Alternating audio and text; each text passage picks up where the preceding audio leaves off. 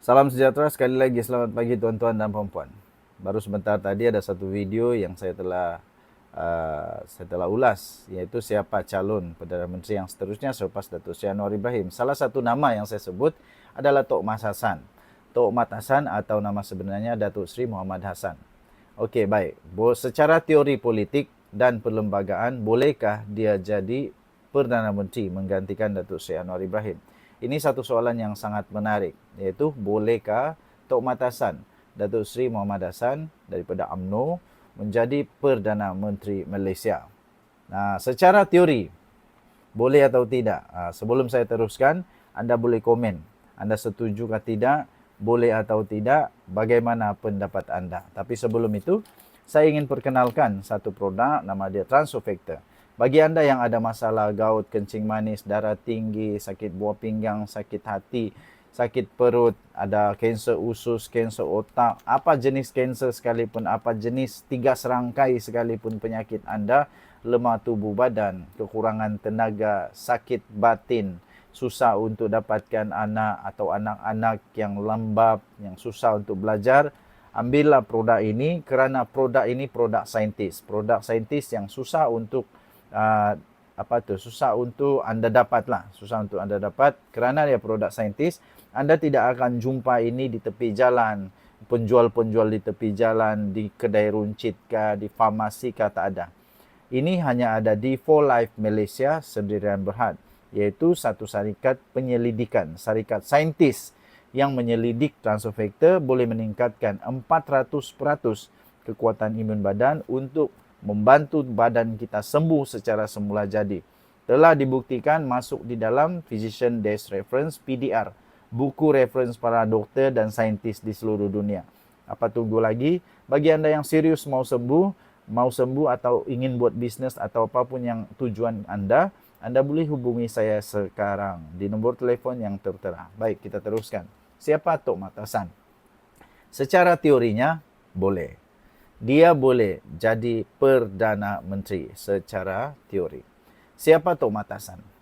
Beliau adalah timbalan Presiden UMNO sekarang. Beliau juga pernah menjadi bekas Menteri Besar Negeri Sembilan dari tahun 2004 hingga 2018. Sekarang beliau memegang jawatan dengan portfolio Menteri Luar Negeri.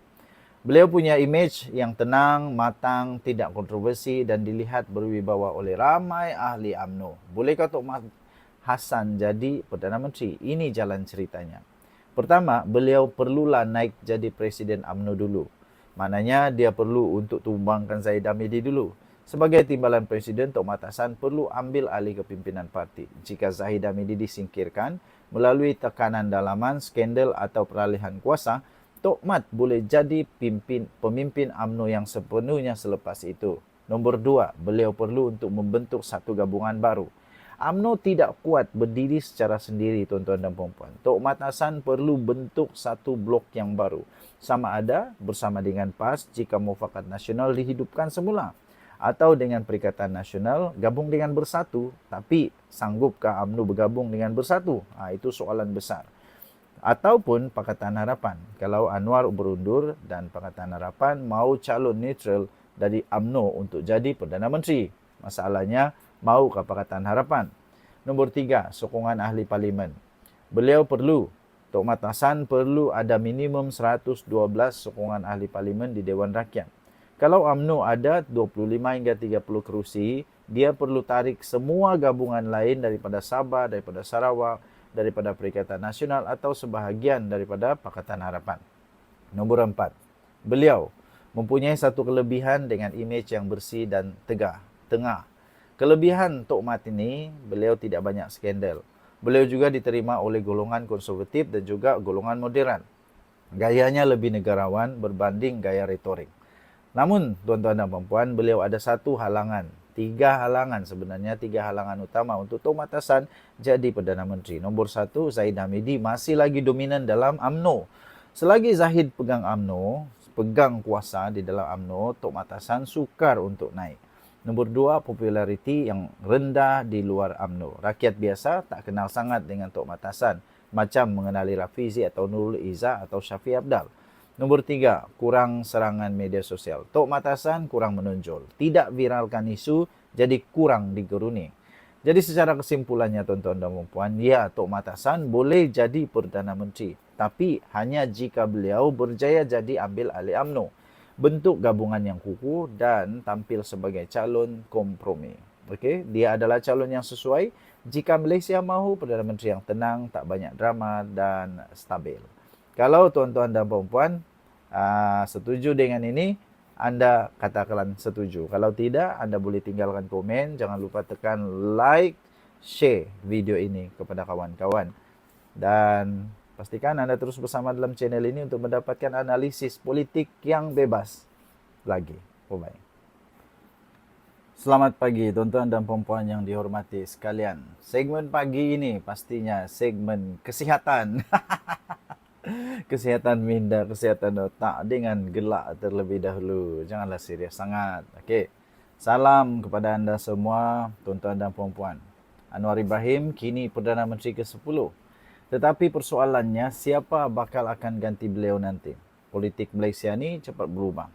Dan rakyat sudah mula bertanya-tanya sekarang ini, siapa bakal Perdana Menteri ke-11? Jom kita bedah 5 calon paling panas dalam senarai analisis saya. Tapi mungkin anda ada analisis sendiri. Anda boleh tinggalkan komen pada pendapat anda. Siapakah yang paling sesuai untuk gantikan Datuk Seri Anwar Ibrahim sebagai Perdana Menteri. Tapi sebelum itu, bagi anda yang inginkan kesihatan yang baik, saya ingin rekomenkan satu produk daripada For Life Research Malaysia Sdn Bhd, iaitu Transfer Factor. Okey, Transfer Factor ini boleh meningkatkan imun badan sehingga 400% kekuatan imun badan.